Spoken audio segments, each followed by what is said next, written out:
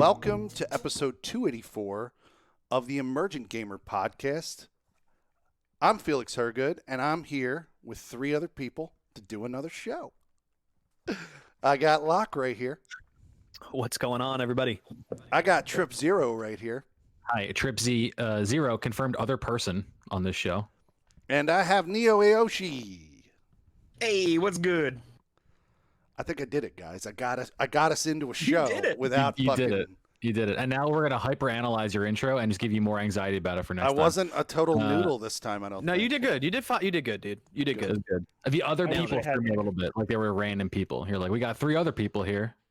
Yeah. But I don't know why I fucking say it that way. It's stupid. it's I gotta okay. come up I'm with giving you a better way to say complex it. probably every single time that you bring it in. So I'll ease up a little Well, bit. I normally, you guys know, without revealing too much information, that in my job prior to the pandemic, I did a lot of public speaking, and now I haven't done that in like 9 months, like because we just aren't doing public speaking event type shit.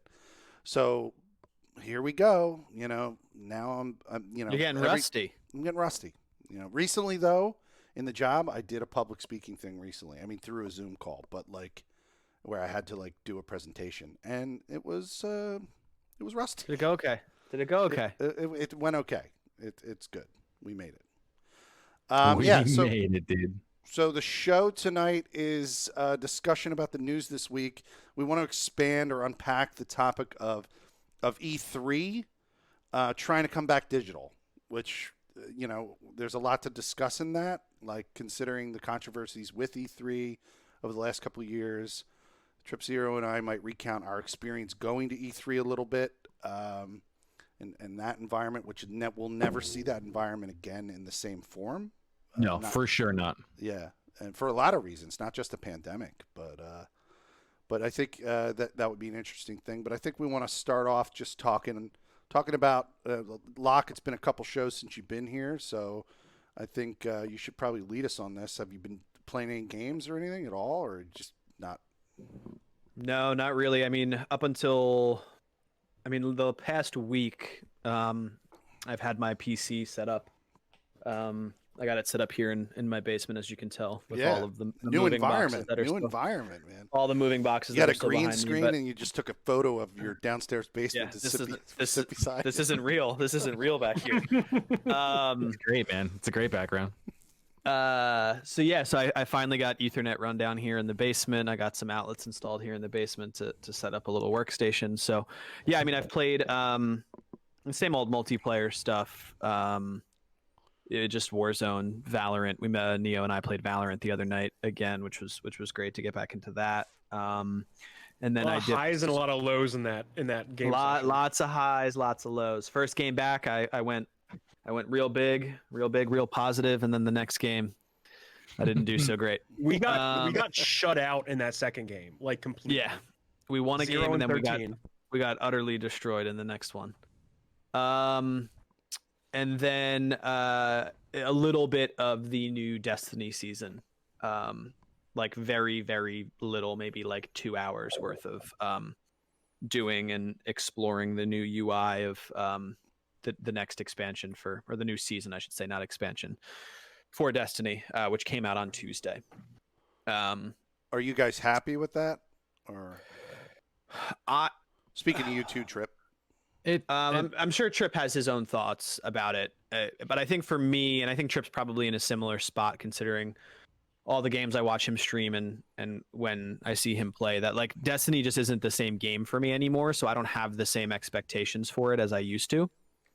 So yeah, I'm fine with it, because I don't play it as like the only game that I play like I used to, right? Like I used to only play that game and would only play the PvP and then would do the PvE stuff as needed. But now I play, a handful of other PvP games and play Crucible when I want. So, for me, the $10 for the next season is an okay investment because I'll get $10 worth of enjoyment out of it.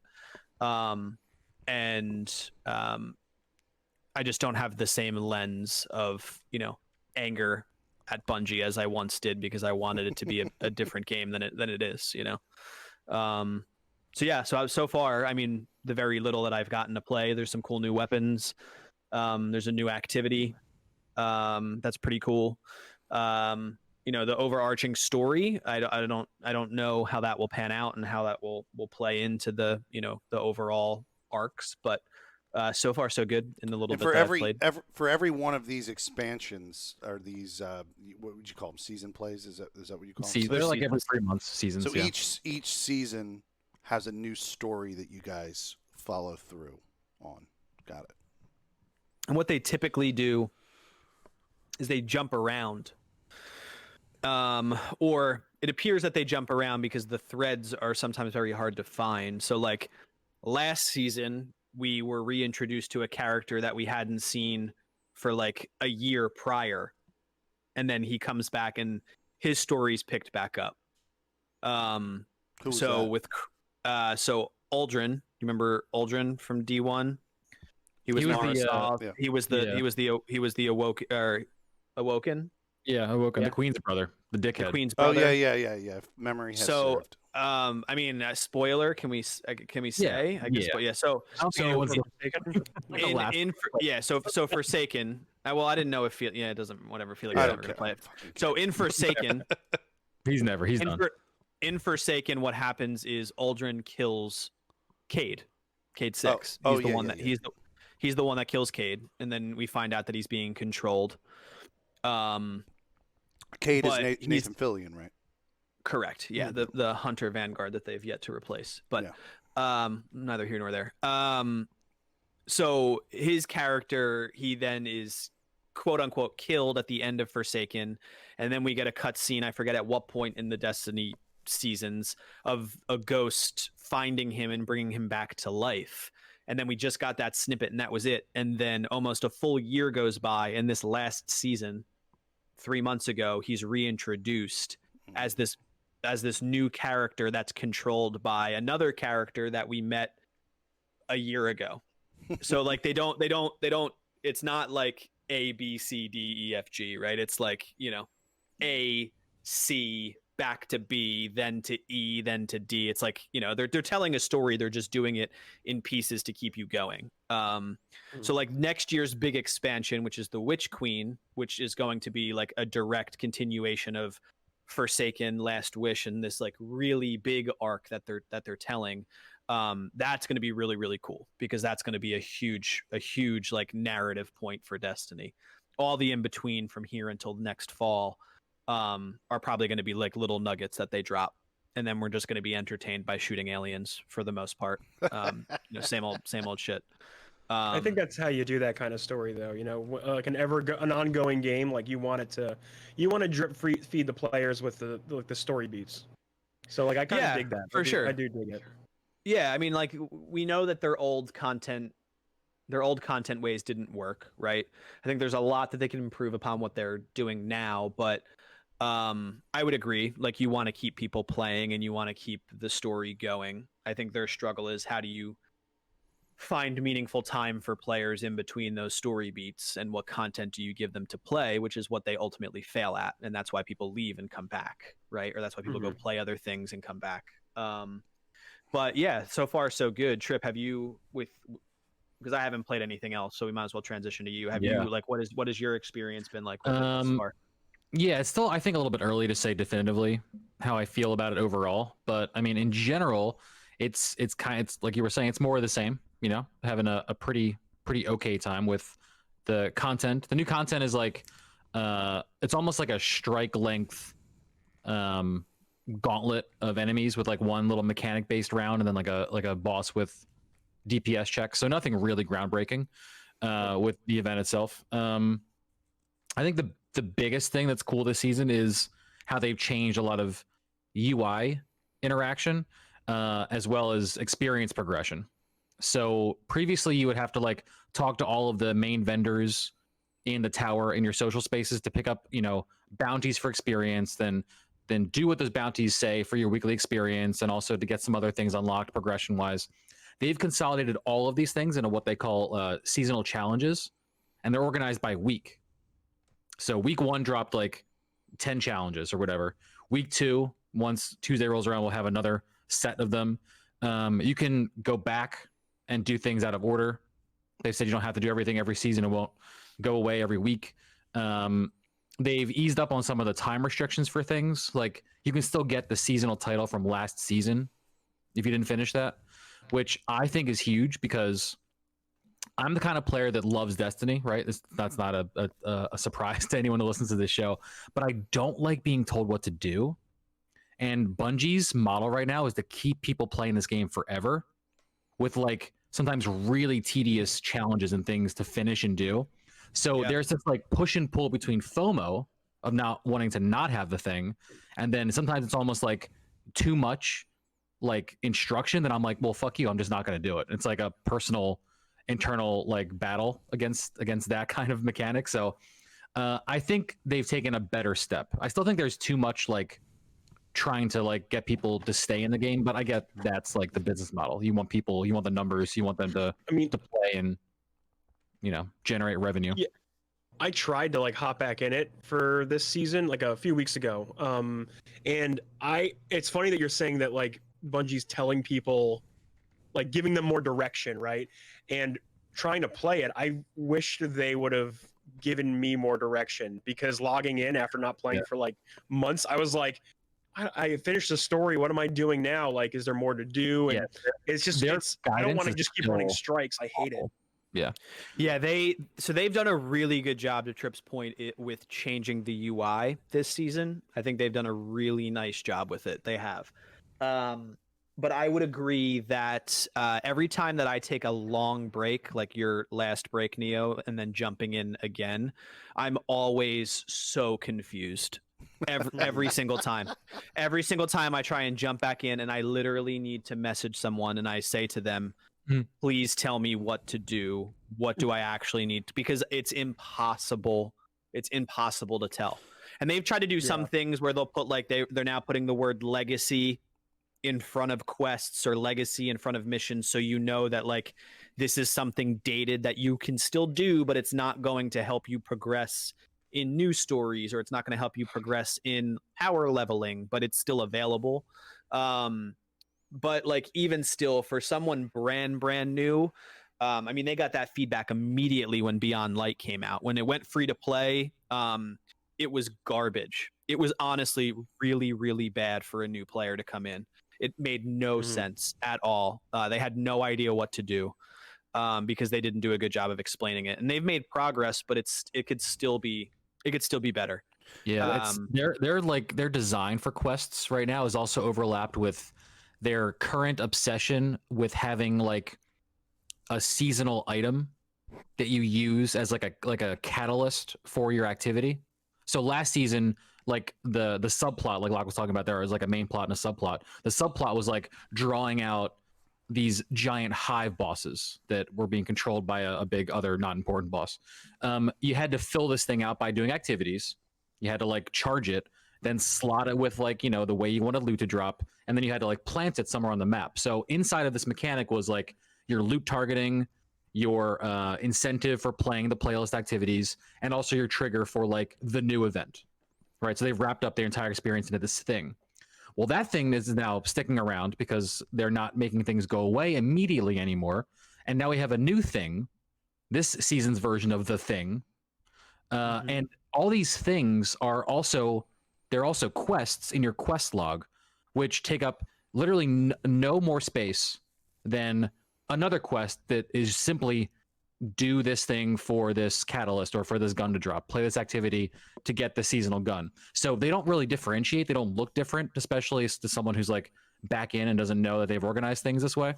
So I think there's still a lot of opportunity for them to like split out some of their design and guidance when they're leaning so much into like these artifacts and things you don't actually equip, but are still central to your UI experience almost every minute you're in the game. Yeah, it's what we're gonna say, Felix. Sorry, I was just gonna say, in Destiny's defense, I don't know if that's even the fucking right word, but sure, like, I seem to remember from minute one in 2014, like not knowing fucking shit about anything. It's always been a struggle. To quote Ruth, to quote Ruth from Ozark, I don't know shit about fuck when I'm playing that game. Like that's about it. Yeah. I literally don't know. Like I remember us spending a hefty amount of time when we first started playing the game. Mhm. None of us knew anything about the game. Going, well, you got to go to the forum. And I remember arguing on the show to you, Trip, is this a good game? We're putting a lot of work in outside of the game. Right. And you saying to me, oh no, this is how it's supposed to be. These are the best games when there's all this lore. But we did make fun of the fact that the lore was like from D1 was like in like the cards. Like digital playing cards. Digital Yeah. playing cards. Yeah, I mean, I think the one redeeming factor that Destiny has, and it's a very fine line, is that like I get glimpses of times where I'm not doing anything but just killing aliens and loving my time with it, but then Mhm. immediately getting this wave of like anxiety that I didn't progress towards the goal that I should have been working on, or I wasted time here, and it's like this. It's this hard really thing to unhealthy. balance. You know, it's this hard thing to Yeah. and some of it is my own mental capacity, but like it, you know, I think that's why D1 was somewhat successful in the beginning, was because no one had played a shooter like that like you didn't have to play it optimally. Like you didn't have to worry about certain things because you were just shooting aliens, you had really cool abilities, like you were exploring like maps in a way that you never had before. It was this massive game that you got to play with friends, and like It was very playing vertical. it optimally. Yeah, like playing it optimally like we do now, it was just not a thing back then. So Yeah. they got away with like a shitty UI and design structure. And like they can't do that anymore. Not with where we're at with D2. But Trip made a really good point. They introduced a new thing, which is a rehash of an old thing, which was successful from whatever season that was. But now we have 3 different things happening actively in the game, which is we have one mechanic to get weapons, we have another mechanic to get weapons and armor, and then we have a third mechanic to get weapons and armor, all that are very similar but have their own unique twists and ways to level them up and things you have to do to get them. We have one from last season with Crow, we have one with this from last season as well with Varix, and now we have the new one with this new season. That all do the same thing in their own way, which can be very confusing to someone that's just hopping in and trying to play it for the very first time. So it's they make a really good step forward and then like sidestep like 95 other problems along the way with their step Yeah, forward. and So- it's never bad, and they always make some really good decisions, but they've never fully solved it all. And I don't know if they're going to. yeah, At probably least won't. No. not in like a seasonal release, but if anything, they're really, really good right now at iterating on feedback. That pace is picked up. They're communicating a lot more about squashing bugs, about things that need to be changed in the game. The only thing that they're mega silent about is PvP, and that's hurting the game overall, because so much of the feeling of people that play Destiny is that they're neglecting their PvP player base, and this season really hasn't done a single thing to change that perspective. And while you could argue the game is a PvE based game, people have even said like chop off PvP, like just let that exist somewhere else, or even don't for Destiny, because you're not like acknowledging it. PvP is where you go when there's nothing else to do, and that's not a bad thing. That's like what you do when you're done the story. Like, where do you want to go? You want to have a fun place to be able to play other people, because that's the most engaging way to play the game. Like eventually you learn all the enemies' patterns. You want to click some heads. You want to be challenged, and that's where you become challenged. But they don't understand that that's where the focus is for long-term play, and they keep throwing us titles, challenges, triumphs in PvE that's boring after a while. And they're not Do you fixing the think, like, problem.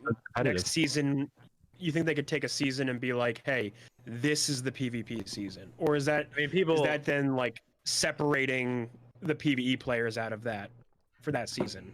It would be, but people. 'Cause Yeah. it sounds like they need the development time, right? It sounds like they need, like, doing this seasonal model is really hard on their development schedule. And now that they're not with Activision and they have, like they're a different company now than they were like 2 years ago at this point, right? They have different challenges and different things to worry about. So like the seasonal model is a good way of, keeping up with content at a kind of even brisk pace, like not brisk, but like, a steady pace. Yeah, something's going to get neglected. What if they did just dedicate a season to PvP? Well, I mean, it's been suggested and talked about for seasons upon seasons to have a dedicated season for PvP. I mean, people have been calling for that for over a year now.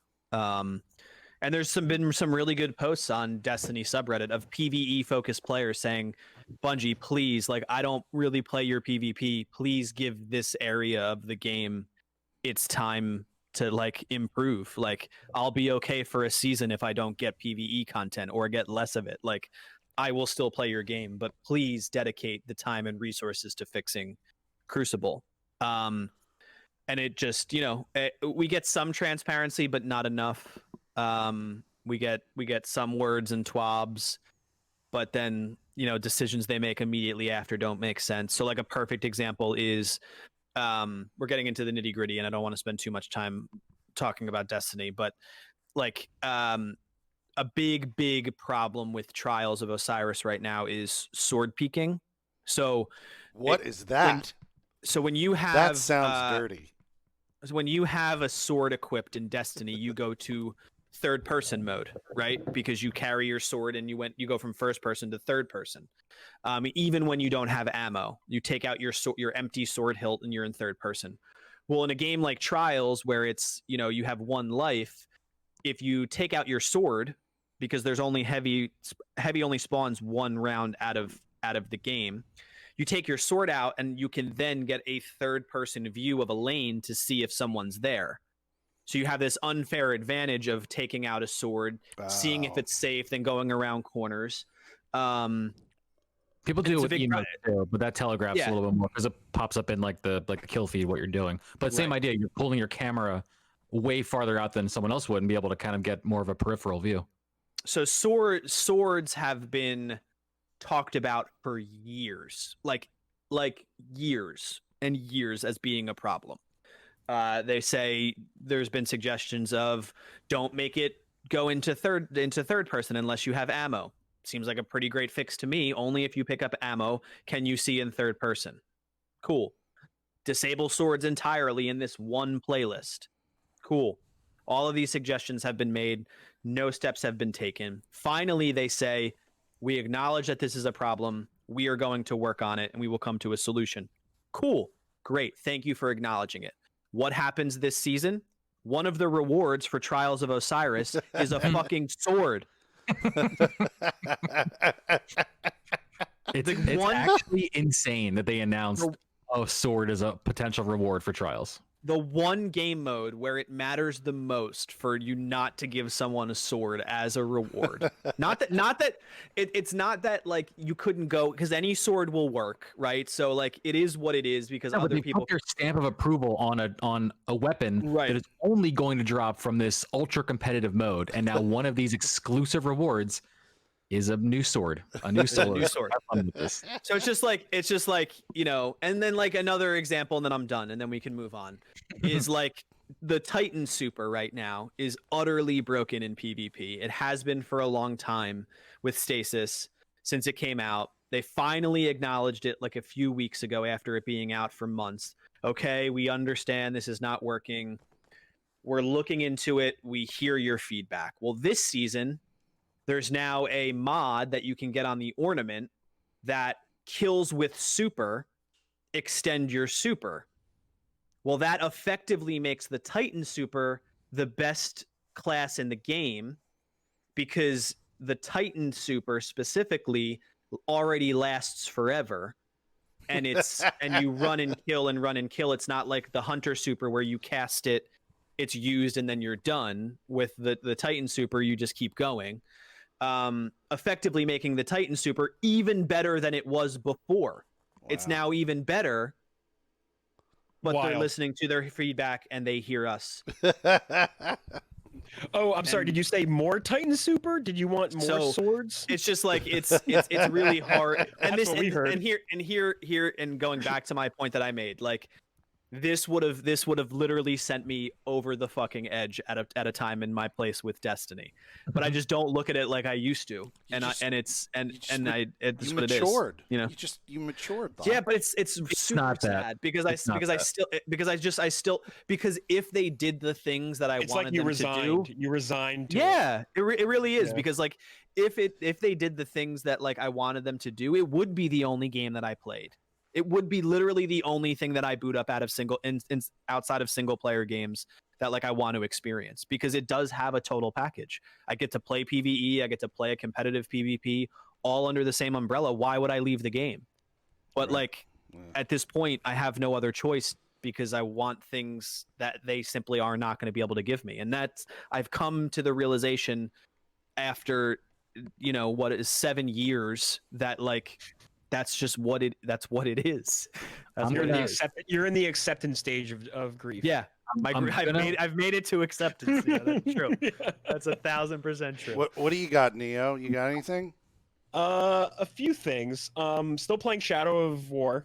Nice. Gameplay's still fun as fuck. The story still is garbage, so nothing new there. When we saw that your patent commentary ended up becoming a real news yeah, because story. after that was because the Nemesis system was the system we discussed last week, and I discussed how this guy pointed out that it's patented, and then all the news articles after that were like, guess what? Breaking the patent for Shadow of War is exclusive to WB Games, and they, that's why no other games use it. So if you ever want to see that system, well, keep hoping. Hopefully we'll see it. I would love to see that system in other games. It is so good. It actually makes that game engaging to just keep playing. Like, I don't play the game for the story now. I just hunt orcs, and it's literally endless orcs with character. That's what I did in and Shadow of Mordor. Crazy, Same yeah, thing, just yeah. crazy moments. It's cool. It's really cool. But anyway, that is not what I really played over the weekend. Over the weekend, I played a lot of Division 2 because nope, don't do that. Because the Resident Evil event is going on right now, and I wanted to get some of the Resident Evil gear. There's a crossover happening where you can get like Leon's outfit and Claire's jacket and like a whole bunch of like other like umbrella soldier masks and like all How do kinds they of cool pull these? stuff. How does Ubisoft pull this shit together? They did that with Final Fantasy. They've done it with like lots of different Yeah. Metal Gear. Yeah, Square Enix and Ubisoft, they pair up a lot too. Final Fantasy 15 had Assassin's Creed stuff in it. Like this isn't Yeah. like new for Ubisoft. Like Ubisoft will go out and like they'll do stuff, and Capcom too. Capcom and like Monster Hunter World has like Final Fantasy stuff in it, and like weird. I'm trying to think of like other Ubisoft stuff. Yeah, there's a Witcher mission in Monster Hunter World. Like crossovers, man, they're cool. Yeah, in But- Assassin's Creed Origins, a meteor hits, and it literally is like it leads to a doorway to a part of Final Fantasy 15. Like, That checks out. Yeah, because Assassin's Creed stuff was in Final Fantasy 15. yeah. There was a whole thing in that. They always But, try to like tie it into the actual story in some way to make Oh, it like yeah. official and canon. And it's like, at a certain point, do you have to? Like, we get this is like a real silly combination. Can we just like just have fun? Do we need your A tier writers on this? I don't think so. No, definitely not. Although Monster Hunter World's Witcher crossover was pretty funny because he like comes in from another portal, like from another dimension, and your characters, like all the characters that are in the game, interact with Geralt, and then you take over as Geralt and do Witcher shit in Monster Hunter World, and it's like Oh, that's- fun. I mean, he's a Yeah. fucking your monster character hunter. your It makes character goes sense. off and does other things. Yeah, it's funny. Yeah, he's a monster hunter. It makes fucking perfect sense. He's a monster hunter. I know it's actually a pretty spot on crossover for it. But in Division 2, which is what I want to talk about mostly, I just getting back into it. Actually, speaking of a game that is like Destiny, which is kind of like challenging for me to get back into because of the lack of direction for me to like figure out where to do and what to go, like what to do and where to go.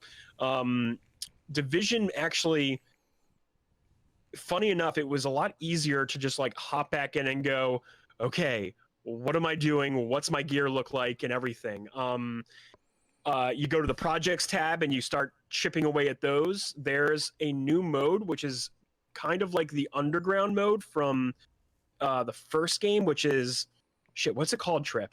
It's the skyscraper that you work your way up.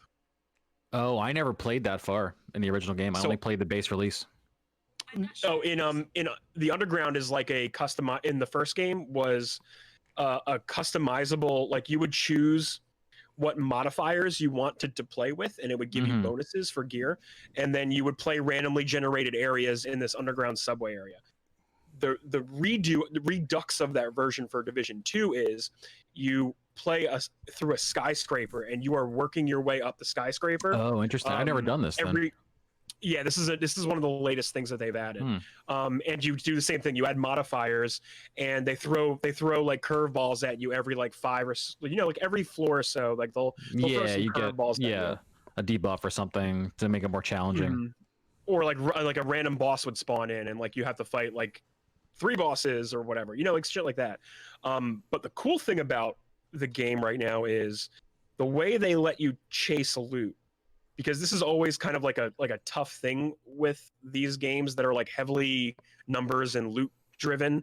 Not only a while ago did they add like the stations that let you reclaim gear and pull stats from gear to store in like a book, like a library that you can apply to other gear, which is really good for like making your own, like improving pieces of gear that you want to keep and like making them yours, and just like min-maxing the shit out of them, right? On top of that, they let you actually target loot sets that you want to go for. So if you open your map up, you can now be like, I want this set gear to drop more than anything else. And then that's what will happen. What will happen is that's the gear you'll get. You'll get more of that type of gear. So at the end of my runs through this area, I was ending up going, okay, which of these gears can I sacrifice and like store my stats? Or which ones am I going to wear, and then which ones am I going to boost up? So it became like by the end of my play session, like I was like, okay, my marksman class set is now like perfectly geared to what I wanted to do, and like all my stats are up. Like I'm playing better than I was like 2 hours ago, and so on. Then I switched classes again, like because they have that class system now, and now I'm focusing on these gear, these sets of gears, and it actually made it like a lot better of a experience when I didn't have to like just delete endless pools of gear, which is just tedious. It actually made it like really fun and enjoyable. Trying to think of what else I was doing. I was doing that and the Resident Evil stuff, which there's no like content for the Resident Evil. It's literally just play this stuff and you'll get the keys to unlock the cosmetics. Yeah, I saw this when I popped in the other day. Because I was telling you guys in the pre-show, I just wanted to run around like the West Wing after watching the West Wing. So it's every 4 levels you get one of these apparel caches, and that will give you one of the pieces, I think, of this set. Which it also said it doesn't drop dupes, which is nice too. So you could really just grind out an entire like Resident Evil character costume if you wanted to. It's pretty cool. I think I got Leon's RPD chess piece when I was playing. I did as well. That was pretty cool. I did as well. Yeah. Another nice thing about like the stat system is after you beat Keener, which is something I know you haven't done yet. You need to beat Keener. You for sure need to beat Keener because once you do that, the real end games. Oh, you did beat him. I did, yeah, because I had to beat him before I could go back to DC. So I'm fully done. I have everything activity-wise unlocked. I'm still, a lot to do grinding if I want to play. I probably won't, but I'm there. I'm at that point. I'm at like the end game section officially. Like the cool thing is when you beat Keener, you get his watch, which becomes like if you're familiar with Diablo 3. That. Yeah. It's the Paragon system essentially. So you hit max level, and the way they keep you leveling is you level up his watch, which will let you drop stat points into like your crit shot and your headshots and all that good stuff. Like it's a way for you to keep like grinding and getting stronger past the level 40 cap. Yeah. Which is honestly like it's my Division is usually like my wintertime game when there's nothing else to do or go or places to go, because you can just sit there and just endlessly shoot things. And it becomes really fun when you can just endlessly just like go for loot, and there's tons of activities now in it. It honestly may be a game I just like turn my brain off and just play for like long periods of time, because last Sunday I got completely lost just like shooting, just like Mhm. climbing these floors in this end game. And if you want to play Trip and you're playing and you're on, hit me up, because we'll totally grind some levels, bruh. All right, do it. all right, dude. It is Yeah. fun. Division 2 is always fun to run around in. I enjoy their like huge open seamless world where you just kind of can bounce from place to place and do whatever kind of activities you want. Really, they got a good I mean, matchmaking system too for the harder content. It's pretty seamless. So It is, yeah, and like the fact that you can like call for help like when just running into the world, and people will just join on you and help you. Mhm. Pretty cool. There are world modifiers now too. Like you can bump up the difficulty, but you can also be like, I want all ammo when I reload to get lost if it's still in the magazine, right? Like, and then like ammo drops will be lesser. Like you can put like difficulty modifiers on the world, and increase the experience you get and the loot you get, which is what the game is. It's like what you do. yeah, But other than that, like that's what I've been up to. Division's still pretty cool. They nice. did it. They got better after launch. It's which is look, nice to Division is one of the ones you don't hear about too much, but it keeps chugging along, keeps doing the thing. You know, it's It has a That's what they solid did player with D1. base. That's what they did with D1, man, or with the Division 1. I say D1, but Division 1, because like everyone fell off hard, and then they kept grinding and kept doing good stuff, and it was great by the end. Like in Division 2, I still have the base game because I bought it thinking I could play that and Destiny at the same time like an asshole. Oh, dude, it was that Anthem and Destiny at one Yeah, point in the year. Yeah, right. I bought Division, was playing Destiny, and then had Anthem on Origin, like the subscription. And We're just gonna keep It was- all these active. yeah, I'll do all of them. Yeah, fucking right. Like I literally barely played Division 2 Oh, because dude. I couldn't keep up with it. I was right there with you, man. I had the clown mask It's on good. too. It's Unreal. It's a good game. I just love the cover and like strategy mechanics of it. Like that is a very fun like game loop that they have, like with Mhm. just good cover mechanics, good gear, good abilities that they give you. Like the game just overall just feels good to me as an RPG Yeah. and as like a cover shooter. For sure. But still, the pinnacle of that game is the survival mode from Division 1, which they still say they're probably not going to repeat. But that shit lock, you would love the shit out of the survival mode. It's addicting as hell. Game sessions are like 45 minutes sometimes, and you literally work your way to the center of the map in sub-zero temperatures. You have to keep yourself warm. You have to like put on clothing that like increases the amount of resistance you have to the cold. You have to keep eating. You're resisting a virus as it is. The timer is ticking away. So you have to get the vaccine and deliver it to the like. There's like a time limit to how long you can survive. And then by the time you get to the center, hunters start hunting you like strong AI hunters that are stronger than like the average enemy, and then other players you run into. Like it's this whole. It was one of the best game modes I've ever played in a game. Because like it's that. in the Like, dark zone. That's where it takes place. Yeah, it takes place. It starts on the outside. They start everyone around New York.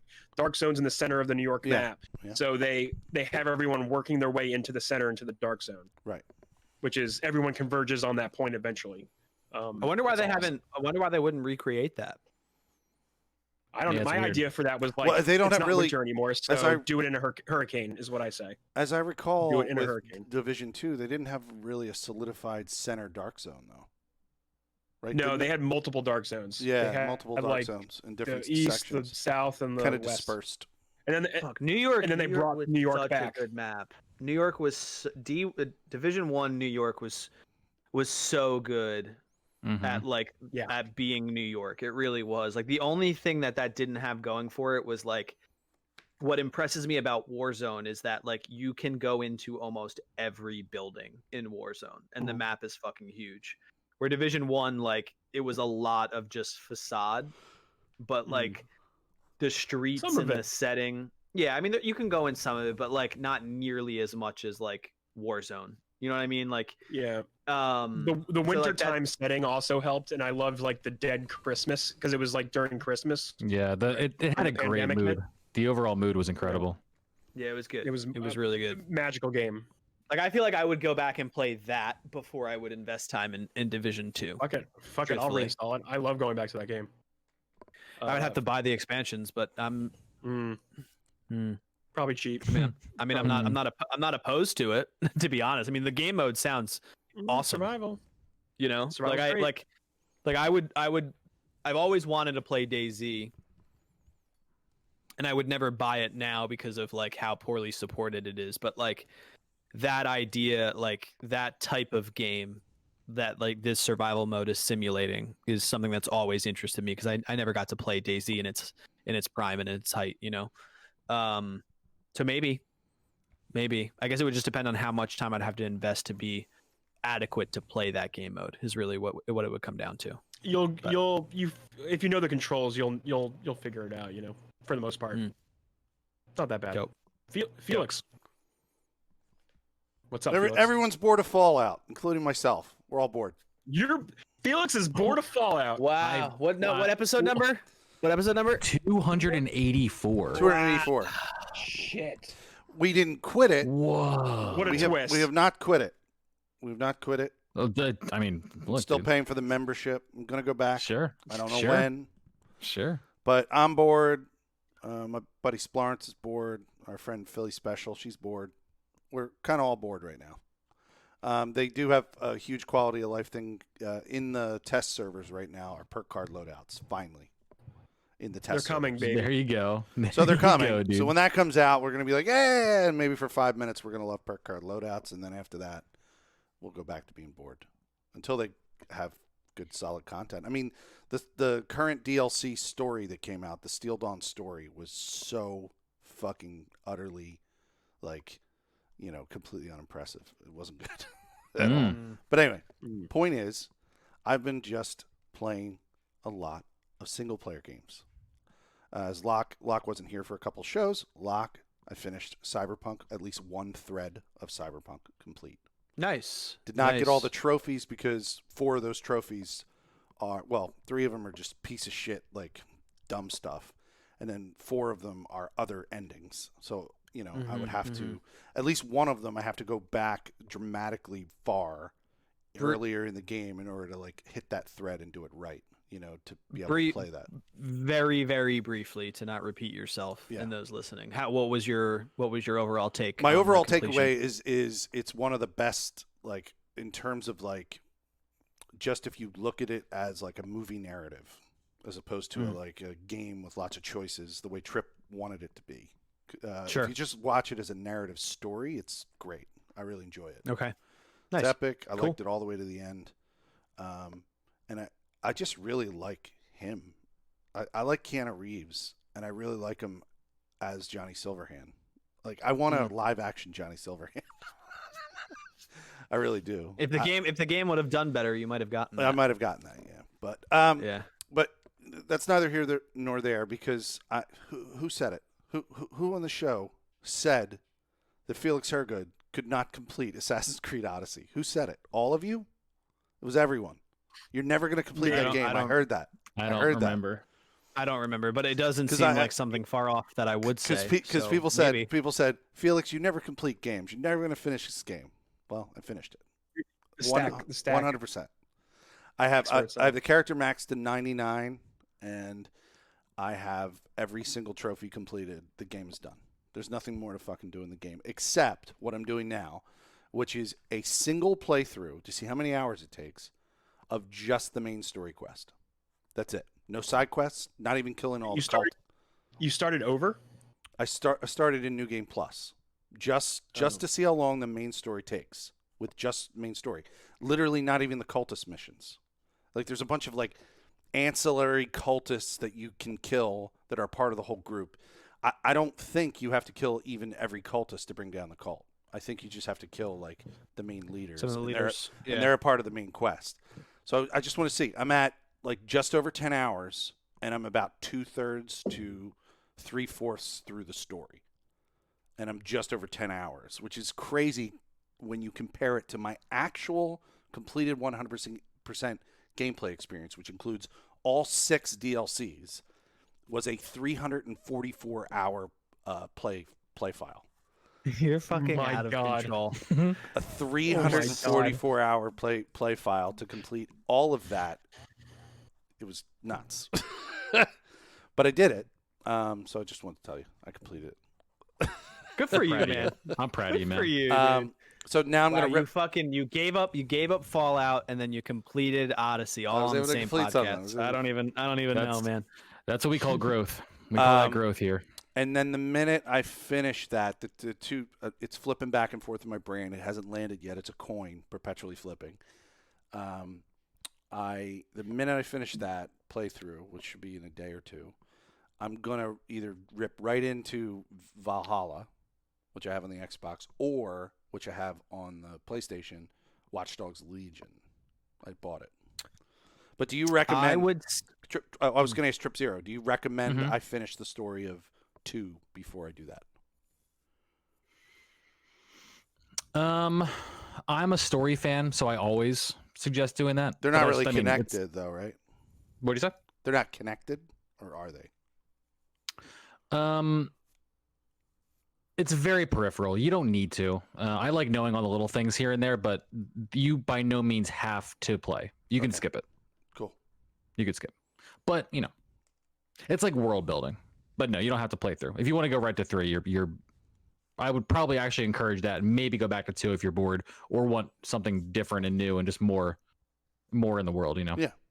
What were you going to say, Locke? No, I was gonna just say, like personally, if I was in your situation, I would go right into another Assassin's Creed. To Right, so I compare can and see contrast. the difference, Yeah, I'm and then, already- like, Legion feels like to Trip's point, kind of validates. Legion feels like a pretty standalone title in its own right. Like, so going to that and then going back to Valhalla seems disjointed. Plus, if you play that, like I plan to play Valhalla before I go and do Cyberpunk, because I'm deeper into Valhalla. So then we would be playing it somewhat at the same time, so we can kind of share our experiences. Since I really have a lot more to do in that game. I've been watching getting started videos, like best things to do before you go into Valhalla, like Mhm. recommendations, and I'm just getting all these little nuggets that are really neat, that I think are really cool. Like, what was the one that I saw today that I think is really cool, that's different than any of previous Assassin's Creed?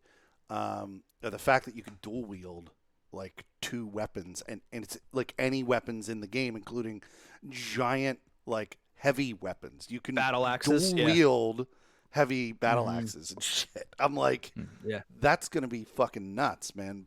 How the skill tree is built seems to be more dynamic.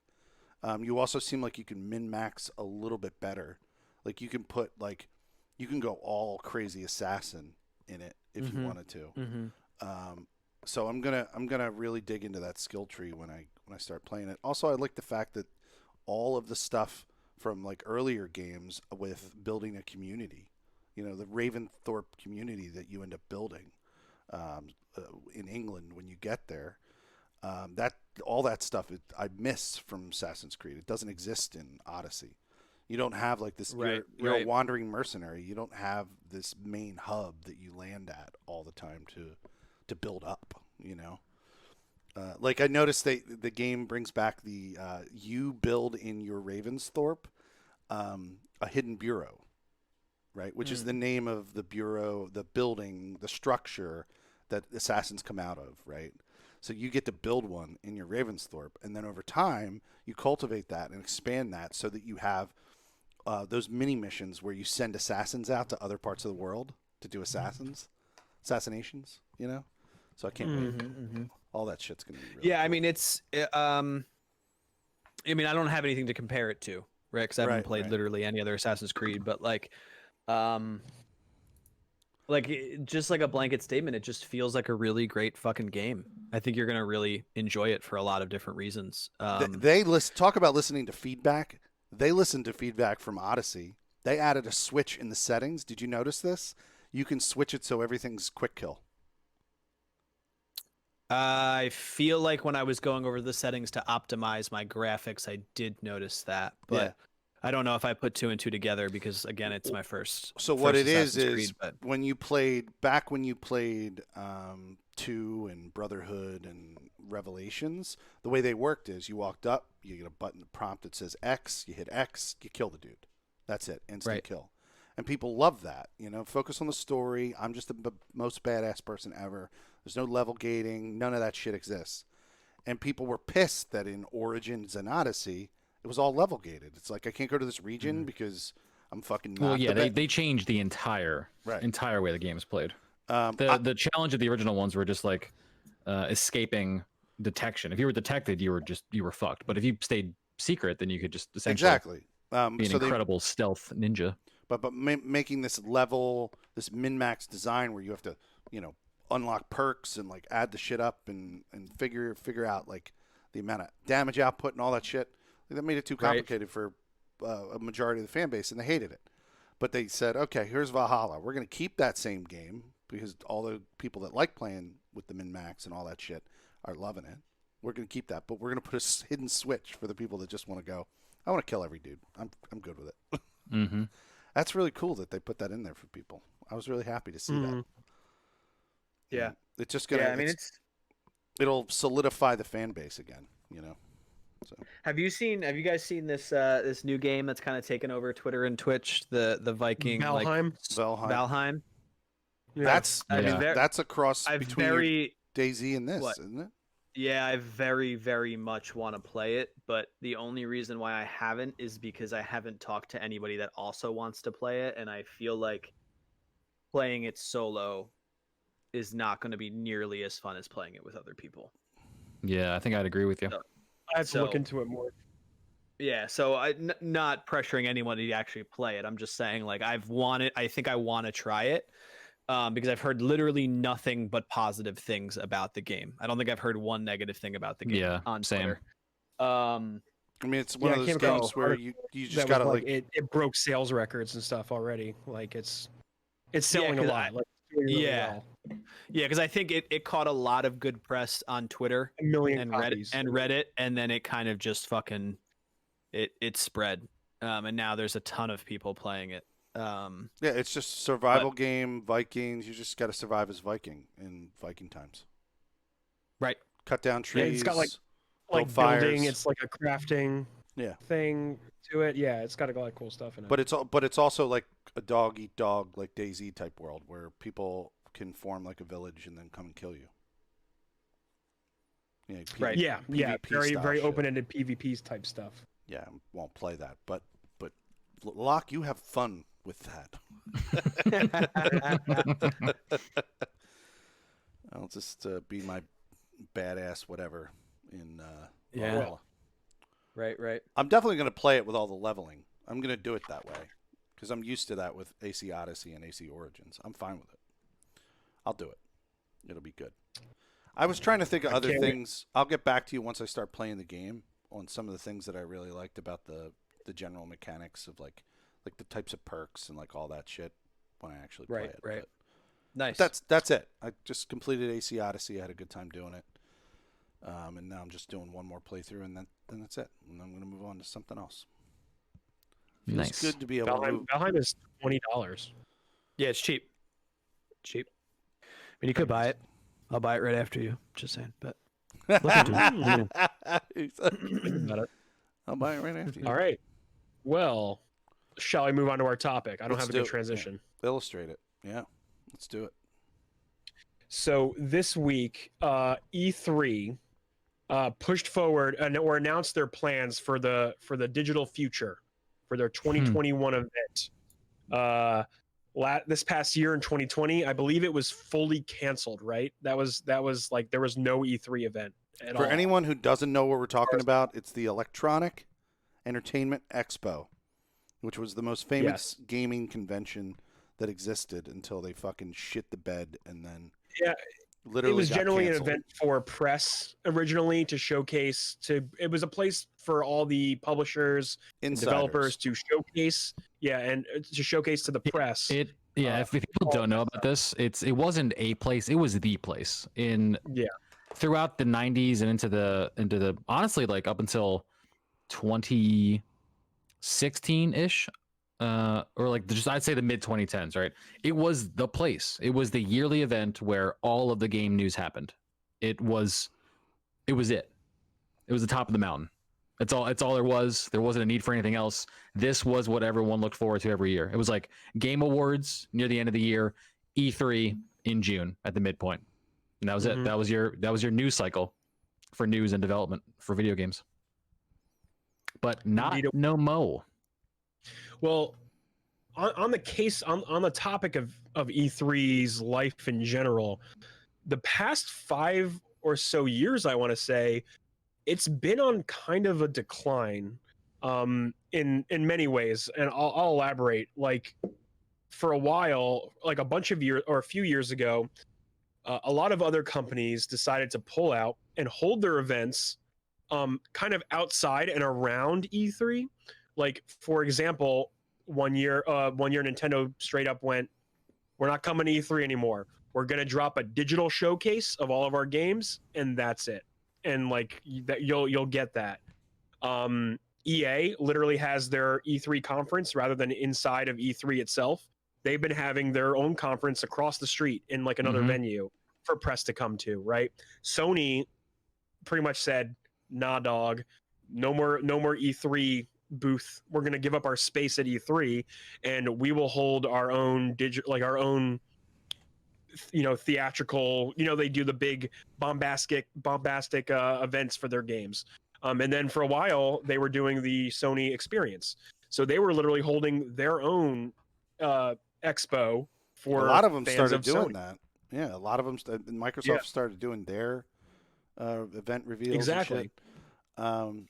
Well, I mean, if we just rewind real quick back to 2016. 2016 was the year that me and Trip had the ability to go to the last E3 where it was exclusive for vendors only, basically, press and vendors.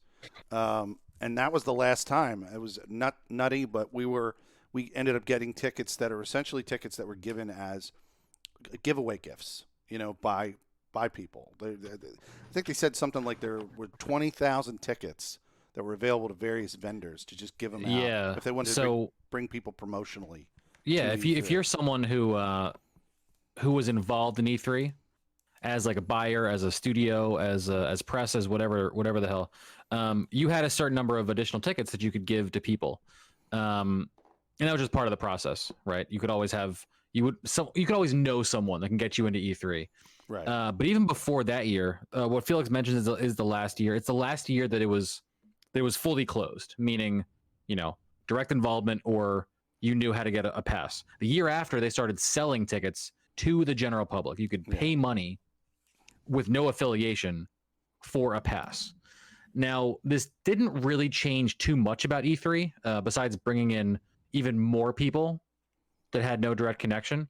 But the E3 showcase itself, for a couple of years, has slowly turned into more of like a showcase for players versus the press exclusive things that they were kind of, guiding you through as the years happened before. Things were focused on like the play experience, the show floor itself, kind of, wowing attendees and getting like, hands-on for demos. So they've slowly over the years pivoted to catering to being like a convention, even though they weren't calling themselves a convention. It was like just a really exclusive convention by the end of it. And then they said, "Hey, we like money. I bet we can carve off this many tickets and actually charge for them instead of giving them away." I think they originally started. They originally started by taking the block or the chunk. I was reading this in an article around the time. The chunk that was allocated strictly for giveaways became the chunk that they would initially that first year. Fun fact: those are what I just said. Those are what those words mean. That's what you said. That's what I just said. I was You like, said- "I'll take this chunk and charge for them." Yeah. I just repeated you. I It's just did okay. that. I did that. It's okay. But yeah, they did that because they were like, "We can make money off of this shit. So why wouldn't we?" And last year, I think before even COVID, or this is like pre-COVID, they even that PowerPoint like deck got leaked. I don't know if you remember that. There was a leak from that deck, and it was talking about like how to like integrate and synergize with like millennials and social media and create experiences while waiting in line for like, you know, like for like the demos and stuff. Like they were talking about ways to like bring in more of like a like, you know, like an external influence into the show. Yeah, to it make was I guess more profitable, right? it was a leaked focus study on how to make it more engaging for people that are attending. So purely convention type stuff. You know, the conversation in that leaked deck wasn't how do we get vendors, how do we get more like sales, how do we get people who want to be a part of this as exhibitors. It's what do we do for the people that are coming in to play video games. Right. And I think that's where they were going, thinking this could be, you know, profitable and we can be like a thing as we shift and pivot. But it kind of made E3 lose a little bit of its magic, and people started asking questions saying, why do I have to be a part of this? Why can't I just do my own thing? And it was a slow trickle of companies doing that and slowly peeling out. Ultimately, like adding up like all these other publishers like leaving the space, doing their own thing, Nintendo doing like pretty much quarterly, like, you know, YouTube drops of Their directs, their directs, right? Sony kind of taking the same cue, last year they did like almost like bi-monthly directs as well. Like I thought before COVID, E3 was declining, right, because of all these factors. Yeah, that was not a risky thought to have. This literally, the writing was all over the wall. For sure. And then COVID hits, and it's like almost that was like the nail, right? That was it. Because now them coming out this week they're pushing for these plans for this year. Like I could see all these publishers going, well, we just survived COVID by doing our own thing. We like Ubisoft's holding their own digital events, like publishers from like even who still did use E3, they're now doing their own thing because they had to. They have to have a way to like showcase their events. Jeff Knightley is out there like doing his summer games, like, you know, showcase, and he's doing his game awards, and that gives publishers a place to showcase their titles. Did Neo just pronounce his name wrong again? He did it again. Is it Jeff? He said Knightley. It's Keeley, but it's okay. Yeah. Damn it! I do that all the freaking time. It's okay. His name is literally written on my other screen here. But yeah, and like and it's almost sad to say because I love E3 and I've loved E3. I love watching. My favorite time in the summer is watching E3, you know, presentations. They're my favorite. I love just bundling up and doing all that and seeing all the interviews and stuff. It's great.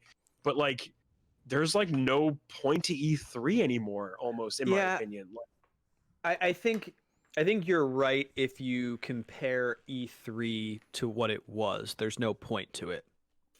If they pivot and design E3 around what 2021 and the future calls for, then there would be a reason for E3. Like in the future, people will still want to physically be in places and see things and interact with things. Like it's not going to go away. We're far from that. We're probably years away from people comfortably wanting to go into a place and touch and feel and experience things. But we're not going to just not do that anymore, right? Like brick and mortar will not just disappear entirely. I think the developers, the studios, the major brands will probably do what Nintendo did and hold these quarterly things more regularly and announce, but there's still a space for what E3 can offer, but it needs to be incentivized to these studios to come and do that. It can no longer be like you need to come to E3 to sell your game, because we know that that's not true. Right? Like that's no longer it. And if that's the selling point, then E3 dies. See, the worst part is that PAX like PAX East, West, and all these those conventions, they almost generally solved that issue that E3 had, where the public could go and visit and play these games, right? Sure, E3 was like the behind closed door. A lot of the major bulk of E3 is like the behind closed doors demos for like a lot of the major titles that they're coming out for the year, right? But PAX was a way for like, you know, us, the consumers, to get in there and get on the floor and play demos for games. Right, and I think that need still exists. Like I think about even some of the sets. Like, wasn't there like a really cool set for Mafia one of the years that Mafia you 3, guys yeah. saw? The year we were right? there. We Like- were there, yeah. Like that experience is still worthwhile to have. It's like like- going to a like that- fucking carnival show. You know? Right, like that's still a thing that people that like a gamer wants to do. But like what they need to realize is that like that is not going to be the selling point for Mafia 3 anymore. That No. we don't need to experience that. It becomes a nice to have, not a need to have. And if it's not pivoted to be that, to be an experiential thing for all of these different developers, then it dies, quite frankly. I think because it already we've started, Locke. It started doing that. Like, think about Devolver Digital. They were Mhm. probably the company that was most fucking prepared. They didn't have enough money to really get crazy and outlandish, but they were probably most prepared for this because they were already doing their entire presentation like pre-made in like some kind of digital release format where they weren't even really there at the convention hall. You know what I mean? Like, Right. they were Right. ready to go when this shit hit, you know? But I think that's just because Mhm. they had to do it on the cheap. But one thing I was going to say is I remember, to back up your point, Locke, I remember back in the day, one of my like yearly most favorite things to do, like pre-10 years old with my dad, was the Philly Car Show. Like that Hmm. was I love like, going to Philly. I still Yeah. I used to go to the Philly Car Show almost every year. I've been Yeah. there. Yep. I've been there. Yeah. Every year I Phil- would go with my dad, yeah. Philly Car Show, Philly Boat Show, baby. We did them both. Mm-hmm. We used to do them all the time. And my favorite thing Don't to forget do, the flower show. my favorite thing to do, because I was a Been to weird the kid. flower show often as well. But My yeah. favorite thing to do, because I was a weird kid, was to get all the pamphlets from every single exhibition station. I would leave with a bag full of pamphlets, and my dad would go, "What do we do with this?" And my mom would go, "Distract the kid. We're going to throw it out." But I Sounds like what I do collected with my all son these. right now. I collected all these pamphlets for some reason. I was obsessed with collecting the pamphlets every time I went. Yeah, but there's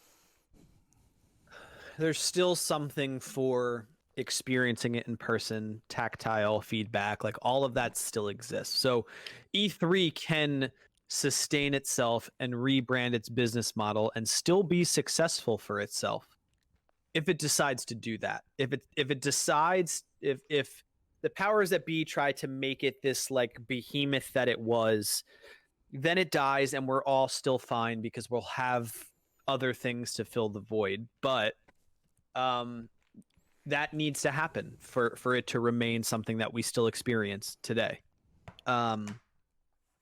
Ultimately, because we now go to Twitch, we go to YouTube, we go to all of these different platforms, and we can get what we would have gotten from a presentation at E3 1,000 times over.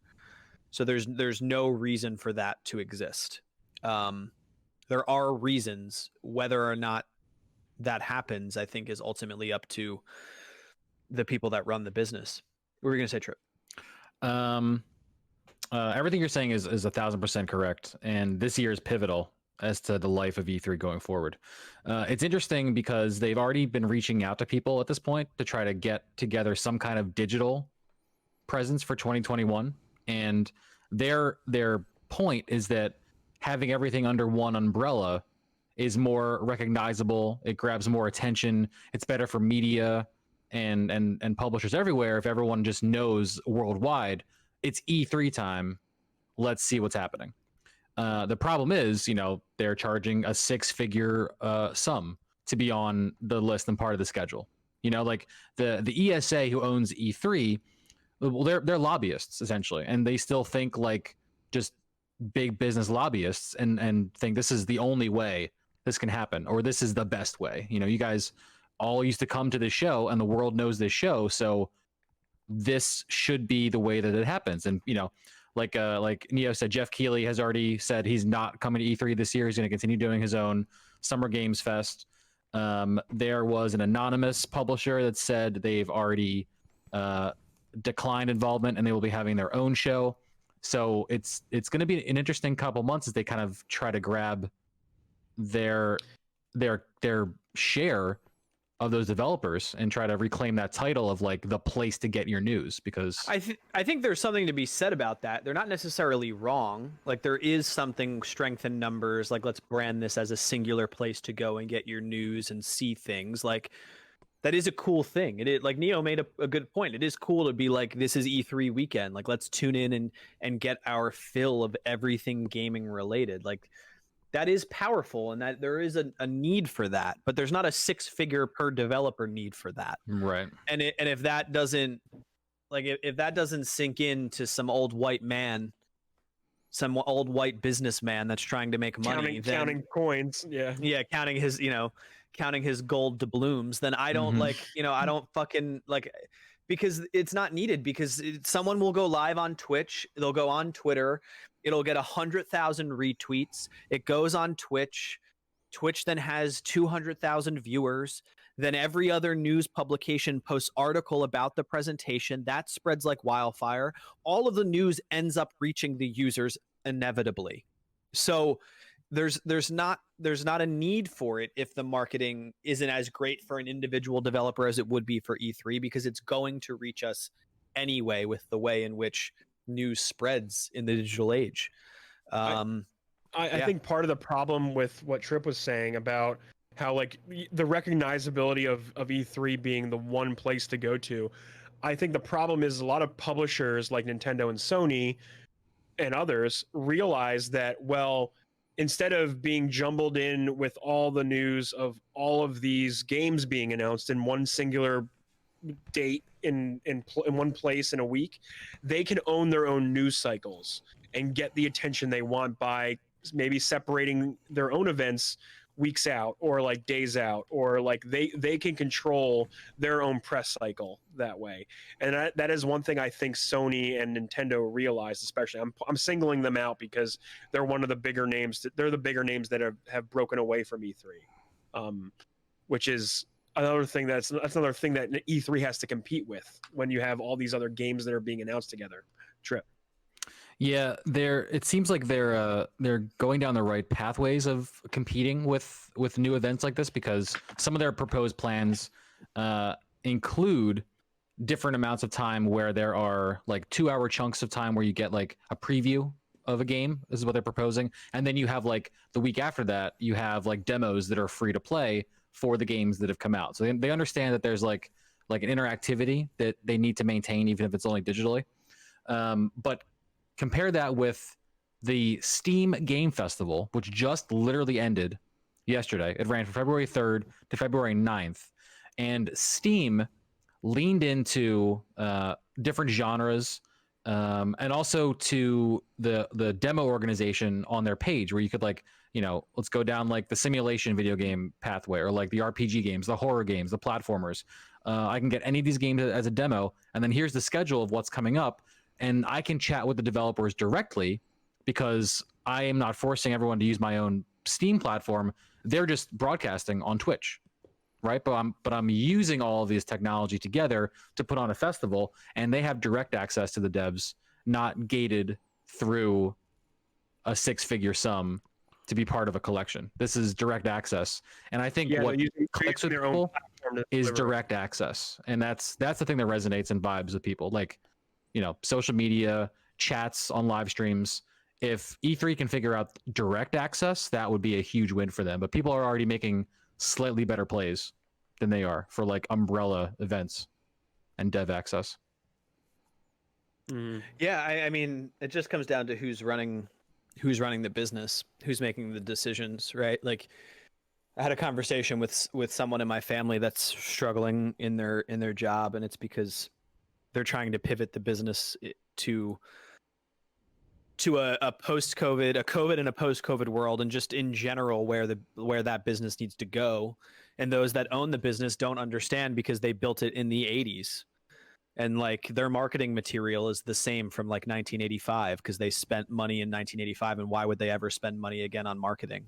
Like it's just this old way of thinking of like, it needs to be done this way. Right. We're not going to change it. We are who we are. We're the most successful video game conference that exists. We have worldwide recognition, all of this. But all of that could die in an instant because there's so many things that can take its place. I think like PAX is a really good example of the physical space of, in my mind, PAX was always, from a gamer's perspective, on a personal level, everyone's always excited about PAX, and Neo made the point of, because we could physically go and experience and meet and it was have like all of it was these it games, was right? the place to be. It was. in a It year, was. yeah. It was bigger than E3 in that sense. We still watched E3. We still waited for news points of E3, but like PAX was the bigger deal as an individual. So like E3 has been dying for years, and it's because they refuse to pivot in a way that makes sense. And those that are steering the ship probably can't understand that a few years of maybe not being as profitable or not being as successful to inevitably come through the other side and have pivoted the business in a way to continue for years and years and years is the better decision to make. But they're so short-sighted that they can't do that pivot. And that's unfortunate, but if it dies, it dies ultimately. Yeah. Well, Personally, I'll be okay. If he dies, he thing. dies. exactly. That was from Rocky 4. Was it? Yeah, the Russian said Dies, it. he dies. Yeah, I He remember that. dies. I can't remember. I if he's guess, I can't remember if he's talking about Apollo or Rocky. But I'm sorry, Neil. Go ahead. Oh, it's okay. I think regardless of whatever happens to E3 this year, we are still going to get announcements of games for things. Right. Just to keep everyone up to date, Nintendo has not had a major new release since Animal Crossing. I just want to point that out. That was last March. They have not That was even a year. really Wow. haven't sure, they've released the Mario collection with the 3D collection. This Friday the Wii U 3D game comes out with Bowser's Fury. You're That's talking about this week. first party like Nintendo fully. New IP. titles. Yeah. Because we got those were remakes. Those were like repackaging of their titles. You wouldn't consider the Calamity game, the Zelda Breath of the Wild, like hack and slash thingy. Oh, yeah, that counts, I guess. That's because that is technically like a first party title, but even though it's not, it's a third party developer. But I'm talking about like Nintendo proper games, like your Luigi's Mansion, your Metroids, your Zeldas. Breath of the Wild 2 is still coming at some point. Like they haven't had any like movement on that front, like since Animal Crossing. Like that was their, and granted, Animal Crossing has sold buckets, like boatloads of copies. Okay, Like- so Go ahead. Paper Mario Origami King on July Okay, 17th. But All right. but I think the spirit of your point is 1000% correct. It's like a Mhm. desert out here for Nintendo, for like capital N Nintendo releases. There have Yeah, I not think- been many this year. I think the other thing is like, I fucking loved original Paper Mario. Loved it because it like brought the Mario RPG to the current times. But like, that's not a showstopper title. That's like Right. you know what I mean? Like you make a good point, like Metroid, or like something big. Breath of the with Wild 2, which is Yeah, like not even like a fucking like Elder Scrolls like mountain with a title on it. Like we don't even have that. You know what I mean? Like We don't. we don't know anything. We don't even know if it's in development, right? Like we just make assumptions or hear other news points, but like we got nothing. And yeah, it's a really, really valid point that it is like it's a desert in terms of what Mhm. we know is coming from Nintendo. It's funny though because it hasn't stopped their Switch sales, and their sales skyrocketed within the past year, like with the Switch, which is insane. Yeah, I think without any new major releases. Well, I think the COVID world makes the Switch console very desirable. And I think also there's a huge nostalgia factor for gamers that didn't pick up a Switch initially, that got bored in the house. Mm-hmm. and decided like, else. I want to play Mario again, or I Mhm. want to, I want to play Zelda again, right? And bought a Switch because the cost of entry is not high, especially with the, the handheld only Switch.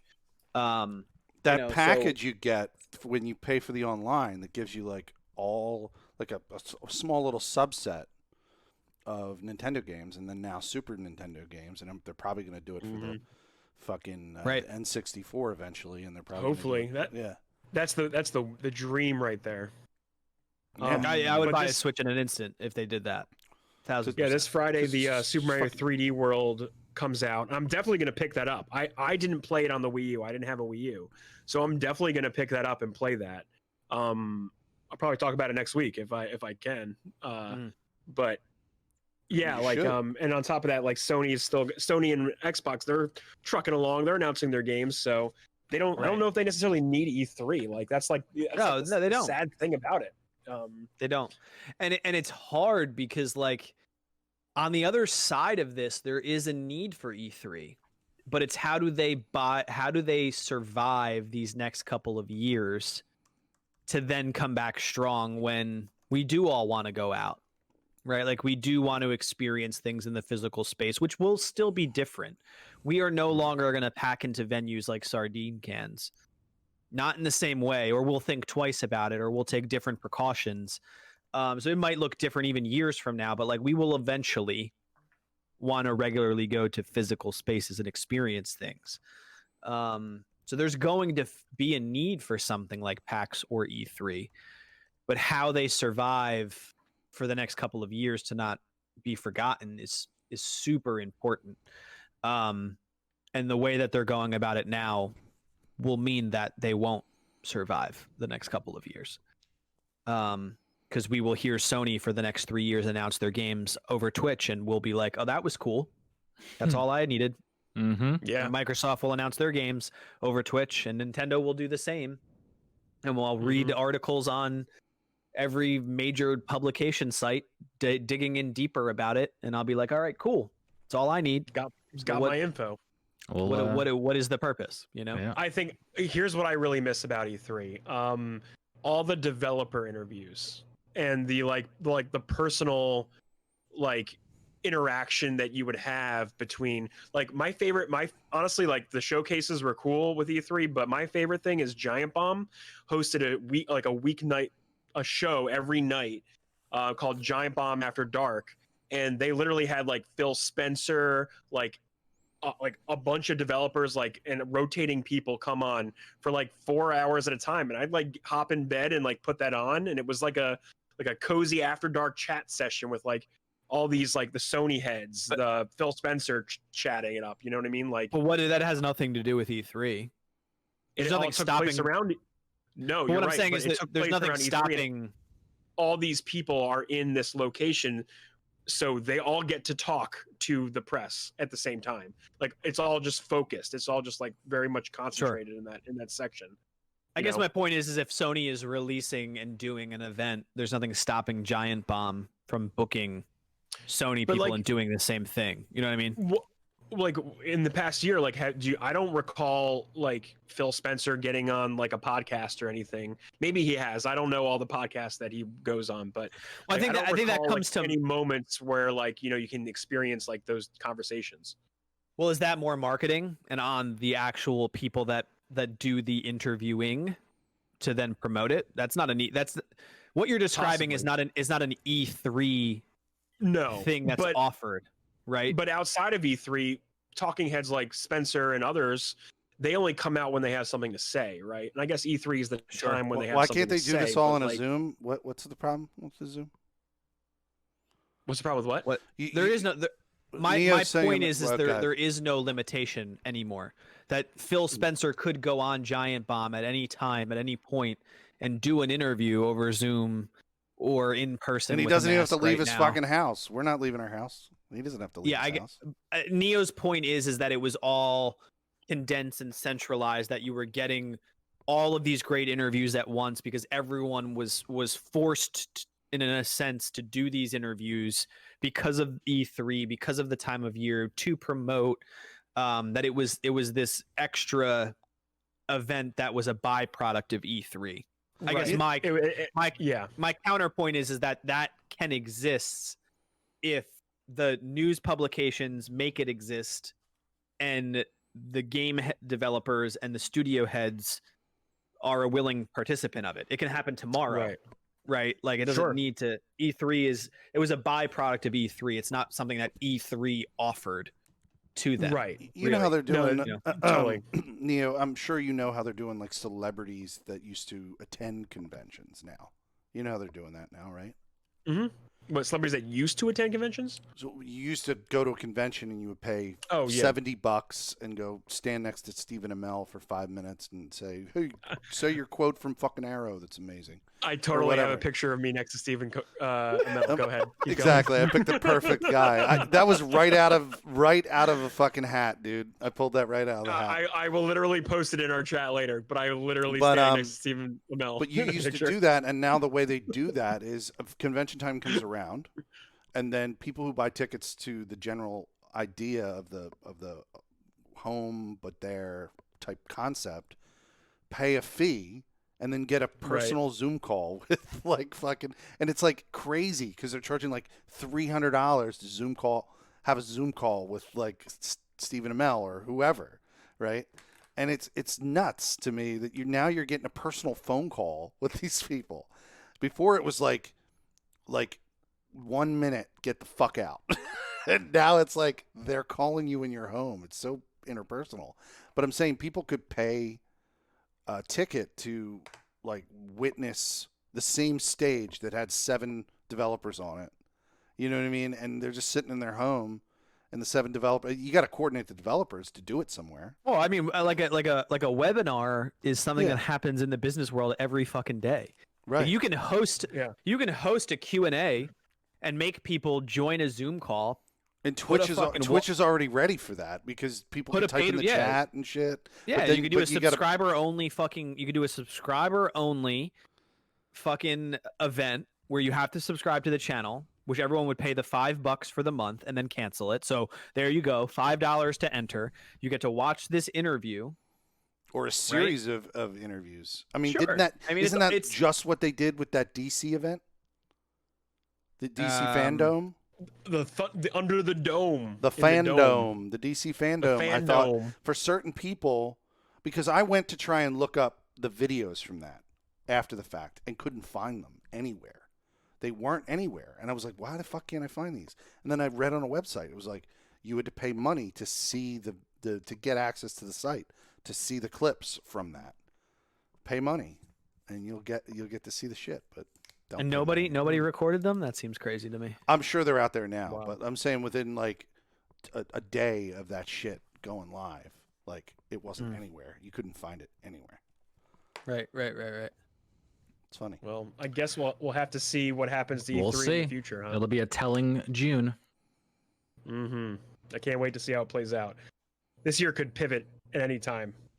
New virus, 3 vaccines, Please. 5 please more stop. viruses. Stop it. Stop it. Stop it. All right. Well, thank you for joining us, everybody out there in podcast land. I've been Neo Ayoshi. You can follow me at Twitter at Neo_Yoshi, twitch.tv/NeoAyoshi. I'm going to pop back in periodically with some games to stream when I feel like it. So follow me there and you'll find out when I go live. Trip. Thanks again, guys, for listening and for hanging out with us here at the Emergent Gamer. I am Trip Zero. You can find me on twitch.tv/Trip0TV. All of my socials are also Trip0TV, so it's very easy to find. I stream Mondays, Tuesdays, and Thursdays, 7 p.m. to 11 p.m.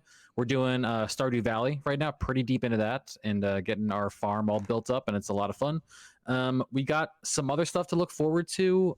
Probably we'll be playing Pokemon Snap when that comes out. That'll be pretty fun. Oh, shit. then, Yeah. Well, that's a 'cause Nintendo release. soon. And There you then very much looking forward to Kena Bridge of Spirits in March. So those are the big waypoints coming up. In between, I'm probably farming. So come chill. It's a great time. Lock. Yeah, this is Lock and Key. Follow me on Twitter at Lock_Key. Just follow me there. Hopefully, I will get my setup going and underway soon, so I can start hitting go live again. But just follow me on Twitter for now. So if I do go live, you know where to find me, and you can see my banter on Twitter. Later. Felix. And this is Felix Hergood at Felix Hergood on Twitter. Felix Hergood on Twitch. Don't know when that's happening again. But hey, I'm here every Wednesday. Fucking wearing this hat. And Beard's we love getting to see longer. Come on, visit. Hang out here, Emergent_Gamer on Twitch. Neo? See you next week. Later. Oh, I thought Neo didn't go. I didn't even hear Neo go. When did that happen? What the fuck? The I'm first that good. I'm that good. So the guy who brought the show in took the show out, and he didn't even know it. He didn't even know it. See you See next you guys. week. Later.